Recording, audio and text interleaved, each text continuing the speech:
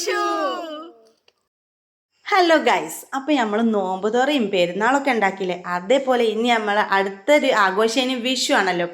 അപ്പോൾ നമ്മളിന്ന് രാജിൻ്റെ വീട്ടിൽ വെച്ചിട്ട് ഞങ്ങൾ വിഷു ആഘോഷിക്കാൻ വേണ്ടിയാണ്ട് പായസമൊക്കെ വെക്കുകയാണ്. നമ്മളെല്ലാവരും കൂടിയിട്ടാണ്, നമ്മൾ അയൽവാസികൾ നോമ്പുതുറയും പെരുന്നാളും ഉണ്ടാക്കി, അതേപോലെ തന്നെ എല്ലാവരും കൂടിയിട്ട് ഞങ്ങൾ പായസമൊക്കെ റെഡിയാക്കണം. അടപ്രഥമനാണ് കേട്ടോ നമ്മൾ ഉണ്ടാക്കിയിട്ടുണ്ടെങ്കിൽ.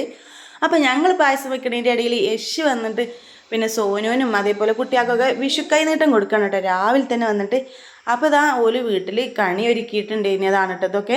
അപ്പോൾ ഞാൻ അതൊന്നും നമ്മളെ വീഡിയോയിൽ ഉൾപ്പെടുത്തിയിട്ടുണ്ട് കേട്ടോ. അപ്പോൾ ഇതൊക്കെയാണ് പിന്നെ വിഷുക്കണിയിലുണ്ടായിരുന്നത് കേട്ടോ. അപ്പോൾ അത് കഴിഞ്ഞതിന് ശേഷം ഞങ്ങൾ പിന്നെ പായസം വെക്കലും ഞങ്ങളെ ഞങ്ങളെ പണികളൊക്കെ ഒരുങ്ങിയതിന് ശേഷം ഞങ്ങൾ സെറ്റ് സാരിയൊക്കെ എടുത്തിട്ട്, കുറച്ച് പേര് സെറ്റ് സാരിയൊക്കെ എടുത്തിട്ട് ഞങ്ങൾ ഫോട്ടോസും കാര്യങ്ങളും നോക്കും. കുറച്ച് സമയമാണെങ്കിലും അത് എൻജോയ് ചെയ്യണമല്ലോ. അപ്പോൾ ഞങ്ങൾ ഫോട്ടോസും അതേപോലെ വീഡിയോസൊക്കെ എടുക്കാൻ വേണ്ടിയിട്ട് താലം പിടിച്ചിട്ട് പിന്നെ ഒരു ഫോട്ടോ എടുക്കാൻ പറ്റിയൊരു ഏരിയയിൽ വന്ന് നിന്നിട്ട് ഞങ്ങളെല്ലാവരും അയൽവാസികൾ ഞങ്ങളെ ചുറ്റുവട്ടത്തിലെ എല്ലാവരും കൂടിയിട്ടുണ്ട് കേട്ടോ.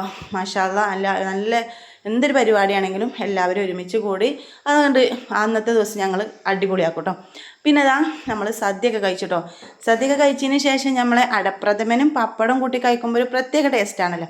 അപ്പോൾ അതാ നമ്മളെ പായസത്തിൻ്റെ ലാസ്റ്റ് രൂപം ഇങ്ങനെയാണ് കേട്ടോ. കുറുക്കി കുറുക്കി ലാസ്റ്റ് നമ്മളെ പായസം ഈ പരുവത്തിലാണ് ഇട്ടുണ്ടായിരുന്നത്. എന്നിട്ട് നമ്മൾ പപ്പടത്തിൽ ഒഴിച്ചിട്ട് കുഴച്ചിട്ട് കഴിക്കുമ്പോൾ നല്ല ടേസ്റ്റാണ് കേട്ടോ.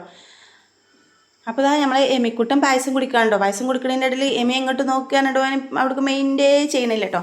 അപ്പോൾ അതിന് ശേഷം ഞങ്ങൾ വീണ്ടും ഫോട്ടോസും റീൽസൊക്കെ എടുത്തതിന് ശേഷം പിന്നെ കുറേ സമയം സംസാരിച്ചിരുന്നിട്ട് പിന്നെ എല്ലാവരും പിരിഞ്ഞു പോയിട്ട് അങ്ങനെയാണ് ചെയ്തത്. അപ്പോൾ നമ്മൾ ലോങ് വീഡിയോ ഞാൻ നമ്മളെ പിന്നെ ചാനലിൽ ഇടുന്നുണ്ട്.